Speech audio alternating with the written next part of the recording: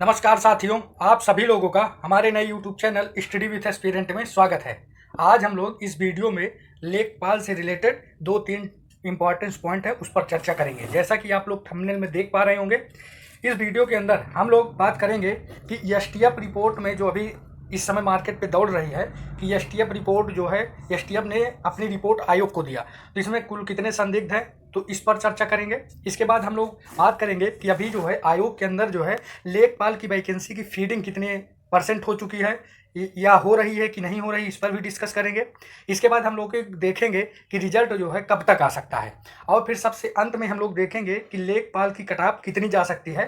तो ये 3-4 important point हैं जिस पर हम लोग इस वीडियो के अंदर चर्चा करेंगे। तो अगर आप लोग चैनल पर नए हैं तो चैनल को सब्सक्राइब कर लीजिए, वीडियो को लाइक कर दें और बेल आइकन प्रेस कर दें, जिससे कि आगे आने वाली सारी अपडेट आपको सबसे पहले मिलती रहे। तो चलिए शुरू करते हैं आज के वीडियो को। तो सबसे पहले हम लोग बात करेंगे एसटीएफ रिपोर्ट की। तो अभी कुछ लोगों ने मतलब 2-3 दिन से वो मैसेज कर रहे हैं कि सर आप ये बताइए कि जो एसटीएफ रिपोर्ट का मैटर अभी चल रहा है पूरे मार्केट पे, तो क्या ये सच में 3000 लड़के जो है एसटीएफ ने पकड़ कर आयोग को उनके नाम और लिस्ट दे दिया है, तो ये क्या बात सच है? तो इसलिए हमने सोचा कि क्यों ना एक वीडियो के माध्यम से आप लोगों को ये इससे रिलेटेड सारी बातें बता दी जाए, जिससे कि आप लोगों का कन्फ्यूजन दूर हो जाए। तो आप लोग अब इसको समझिए कि क्या है इस समय मैटर। तो आप लोग सुने होंगे कि एसटीएफ जो है इस लेखपाल वैकेंसी में 15,000 जो स्टूडेंट संदिग्ध की श्रेणी में आए थे, तो उनकी जांच कर रहा था। तो अब उसमें अभी क्या हुआ है कि जो मार्केट में चल रहा है कि एसटीएफ ने रिपोर्ट आयोग में दे दिया 3000 बच्चों का। तो देखिए, पहला पॉइंट तो ये है कि एसटीएफ ने रिपोर्ट तो आयोग में दिया, ये बात सच है, लेकिन एसटीएफ ने 3000 लड़कों को पकड़ा, ये अभी भी कोई साक्ष्य नहीं है कि 3000 लड़कों को दिया है। तो ये जो मार्केट में अफवाह चल रही है कि 3000 स्टूडेंट को पकड़कर उसकी लिस्ट दे दी गई है, तो ये पूरी तरह से गलत बात है। फिर अभी हम लोग इसके पक्ष और विपक्ष पे भी बात करेंगे कि अगर 3000 होंगे तो क्या होगा। तो अभी आप लोगों को पूरा वीडियो जब देखेंगे तो आप लोगों की सारी बात ये मतलब समझ में आ जाएंगी। फिर सेकेंड पॉइंट ये है, तो आखिर इसमें कौन से कॉलेज संलिप्त थे, कितने लोग हैं, तो ये थोड़ा सा इसको समझते हैं। तो देखिए, जब अभी एसटीएफ ने रिपोर्ट किया तो अभी आप लोगों ने देखा होगा कि न्यूज़पेपरों में उसने अभी कॉलेजों की जो ब्लैक लिस्टिंग का मामला चल रहा है, आप लोग देखे होंगे कि अभी एग्जाम के लिए जो कॉलेज मतलब सेंटर अलॉट हो रहे थे, तो उसमें एसटीएफ ने मना कर दिया, जिसमें गोरखपुर के 4 सेंटर जो मुख्यतः न्यूज़पेपरों में आप लोगों ने देखा होगा उनको ब्लैक लिस्ट कर दिया गया है। तो ये केवल गोरखपुर के ही दिखाई दिए गए थे पेपर में, लेकिन इसमें आपको प्रयागराज और वाराणसी के मुख्यतः 3 जिलों के ये जो हैं सेंटर इसमें ज़्यादातर मतलब पकड़े गए हैं। तो ये तीनों जगह के और जो कई मतलब जगह हैं जहाँ के सेंटर पकड़े गए, लेकिन मुख्यतः जो ज़्यादातर सेंटर पकड़े गए हैं वो ये 3 जिले के ही हैं। तो यहाँ पर क्या हुआ है कि इनको ब्लैक लिस्ट कर दिया गया है, और उसमें जो भी पकड़े गए हैं, जैसे उन्होंने क्या किया है कि कॉल रिकॉर्डिंग के माध्यम से कॉलेज की गतिविधि क्या थी, उस समय स्टूडेंट क्या क्या वो एग्जाम ड्यूरेशन टाइम में क्या था, तो उसकी वीडियो जो भी उनको संदिग्ध लग रहे हैं तो उनको वीडियो रिकॉर्डिंग के माध्यम से उनकी ये सब चेकिंग चल रही है। उस समय पूरा कॉलेज में क्या बातचीत हो रही थी उसकी भी मतलब कॉल लोकेशन, ये पूरा किससे किससे बात हुई है, तो उसके माध्यम से एसटीएफ जो है पूरा प्रबंधक, प्रिंसिपल, टीचर और उस समय जो लड़के एंट्री से लेकर और बाहर तक का पूरा वीडियो जो है जो भी संदिग्ध हैं उनकी वो पूरा तलाशी करते हुए देखते हुए जो है वो अपनी रिपोर्ट तो दे दिया है। लेकिन उसमें अभी ये कभी कहीं नहीं लिखा है, न आयोग या एसटीएफ ने बताया कि 3000 बच्चे पकड़े गए। पहली चीज़ देखिए, ये कॉन्फिडेंशियल मामला होता है। ये एसटीएफ जब इस प्रकार की कोई भी रिपोर्ट जाती है तो ये सब बातें लीक नहीं होती हैं बाहर, वो अंदरूनी मामला होता है, तो उसको अंदर अंदर ही सॉल्व कर लिया जाता है। तो उसमें अभी जो ये मार्केट में बात चल रही है कि 3000 के आसपास बच्चे हैं जो पकड़े गए हैं, ये गलत है। तो ये गलत क्यों है अभी और एक चीज़ बता, अगर मान लीजिए 3000 लड़के हैं और ये मान लीजिए 3000 बच्चे सच में मान लीजिए पकड़े गए, मैं आपको एक केस हिस्ट्री बता रहा हूँ। तो फिर आप लोग सुप्रीम कोर्ट का एक फैसला भी जानते होंगे कि सुप्रीम कोर्ट ने कहा कि अगर किसी वैकेंसी में 10% से ज़्यादा सीटें अगर वो जो है उसमें मतलब ये पाया जा रहा है कि इसको अवैध रूप से भरी गई हैं, यानी इसमें पैसा लेकर या धांधली की गई है 10% सीटों पर, तो फिर वो वैकेंसी निरस्त हो जाएगी। ये आप लोग भी जानते ही होंगे। तो इस प्रकार तो फिर वैकेंसी मतलब निरस्त हो जाएगी। लेकिन आप लोगों ने देखा होगा कि इस समय आयोग और सरकार की मंशा जो है इस लेखपाल वैकेंसी को लेकर एकदम से पॉजिटिव है, और वो चाहते हैं कि इस वैकेंसी को पूरी तरह से उनका मुख्य उद्देश्य है कि क्लियर करना। क्योंकि आप लोग देख रहे हैं इस समय चुनावी माहौल चल रहा है, तो सरकार को भी अपनी उपलब्धियों को गिनाना होगा, क्योंकि ये बड़ी वैकेंसी है। तो ये कहीं भी किसी भी स्तर पे इसमें जो है ये निरस्त होने के इसके कोई भी 0% चांस है। इसलिए आप लोग घबराए नहीं।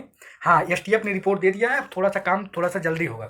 उसने जो भी लड़कों की लिस्ट बनाया है उनको डीबी के टाइम पे पकड़ लिया जाएगा, और जो बचे हुए हैं और जो कुछ लड़के एकदम प्रूफ के साथ पकड़े गए हैं, जैसे मान लीजिए ब्लूटूथ डिवाइस हो गए, या जिनको सेंटर के माध्यम से जो पकड़े गए हैं, गिरफ्तार किए गए हैं लोग जो धांधली करवा रहे थे, उनके माध्यम से जिनको पकड़ लिया गया तो उनका नाम जो है रिजल्ट से बाहर कर दिया जाएगा, और उनको फिर नोटिस के माध्यम से या किसी भी माध्यम से उनको बता दिया जाएगा कि आपका रिजल्ट ऐसे ऐसे लोग, ये लिस्ट है, बाद में आयोग दे देगा इतने लोग धांधली में पकड़े गए।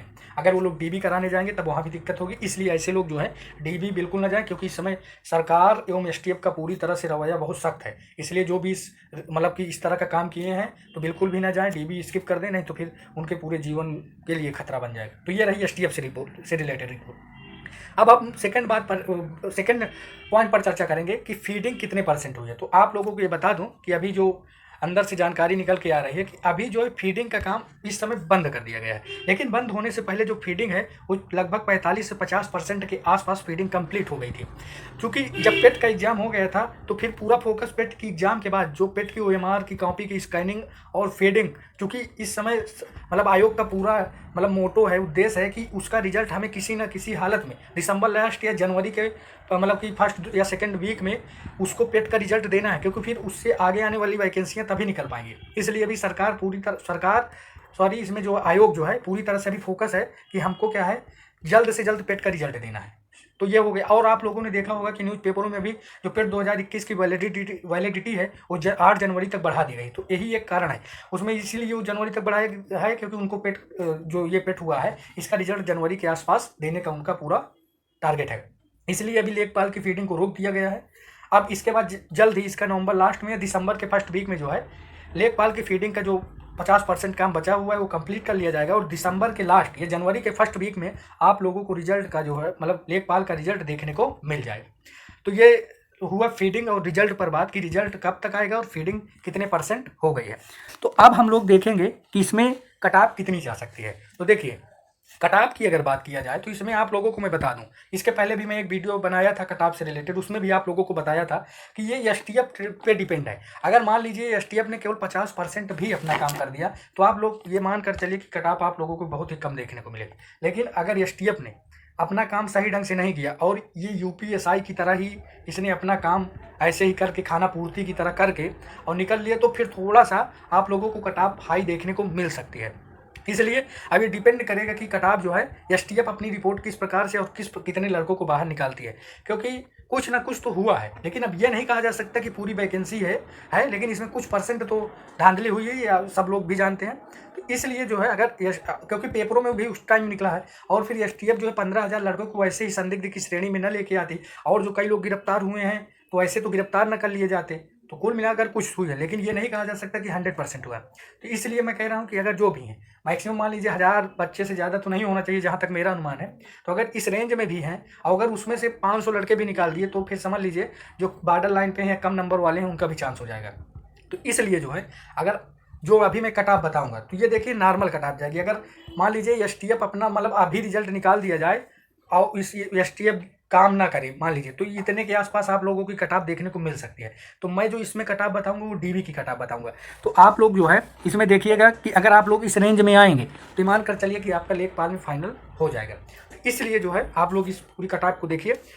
अब इसमें यूआर ओबीसी ईडब्ल्यूएस की अगर बात करें तो ये तीनों की सेम कट ऑफ जाएगी, क्योंकि आप लोगों को पता है कि यूपी में जो रिजर्वेशन का रूल है वो फर्स्ट चरण जो लास्ट चरण होता है उस पर लागू होता है, हर स्टेप पे रिजर्वेशन नहीं दिया जाता। इसलिए यहाँ पर जो डीबी की कट ऑफ जाएगी वो 74 ± 0.50 के आसपास आप लोगों को देखने को मिल जाएगी।